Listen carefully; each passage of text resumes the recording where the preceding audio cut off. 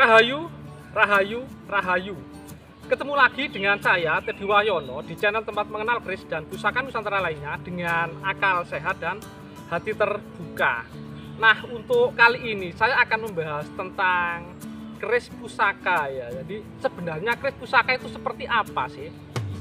Karena kan memang banyak memang ya, jadi di dunia perkerisan yang istilahnya bilang bahwa tidak semua keris itu adalah pusaka. Jadi memang itu benar juga, nggak ada salahnya ya. Nah, sebelum saya bahas, buat teman-teman yang belum subscribe, silahkan subscribe dulu biar tidak ketinggalan informasi dari channel ini. Dan jangan lupa untuk like dan share ya. Jadi siapa tahu informasi ini berguna untuk teman-teman yang lain ya. Nah, sekarang kita kembali ya tentang keris pusaka. Jadi contohnya ini. Jadi kenapa ini masuk sebagai keris pusaka ya? Walaupun ini bentuknya sederhana sebenarnya ya. Lihat, nggak bagus-bagus amat ya. Nah ini, nah.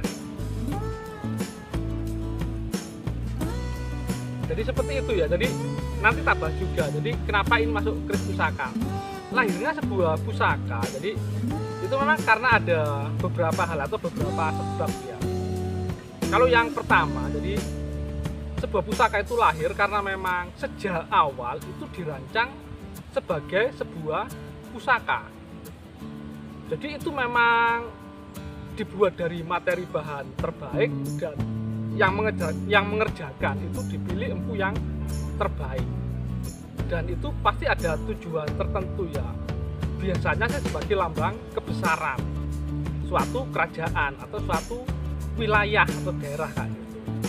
Contoh mungkin yang paling terkenal adalah salah satunya adalah Kiai Sengkelat ya, yang pada zaman Mojopahit itu pernah hilang ya.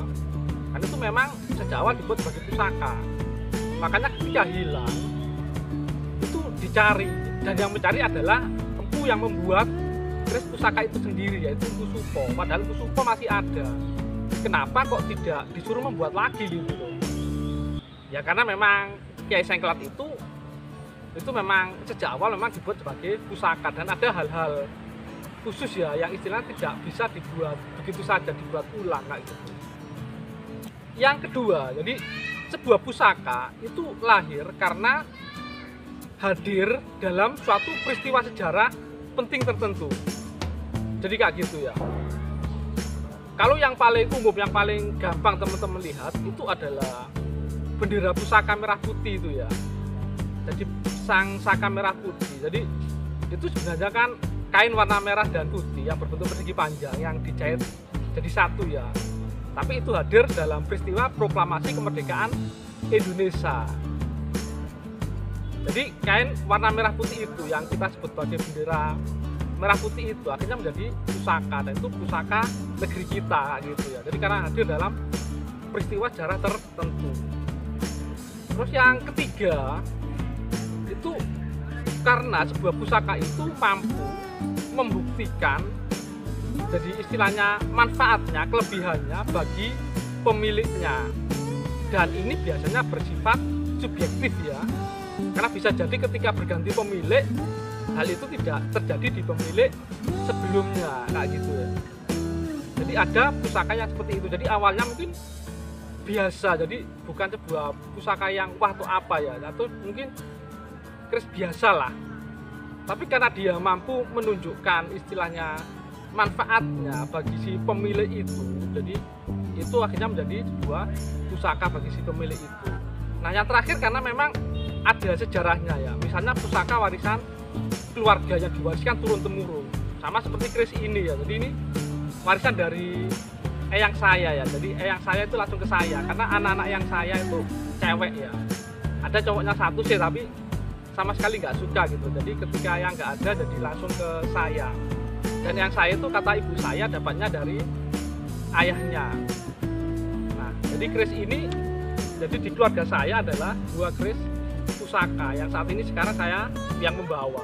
Sebenarnya ada beberapa ya keris pusaka warisan keluarga, dan ini adalah salah satu keris yang diwariskan turun temurun ya di keluarga saya, yaitu yang dari ibu ya.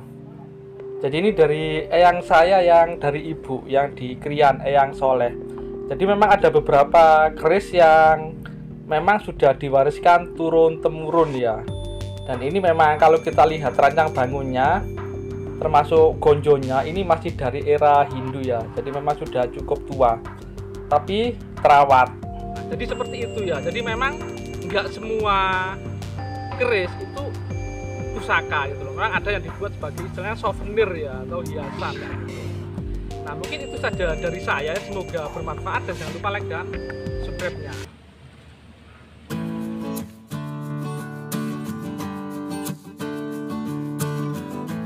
Jadi misalnya pusaka warisan keluarga ya. Jadi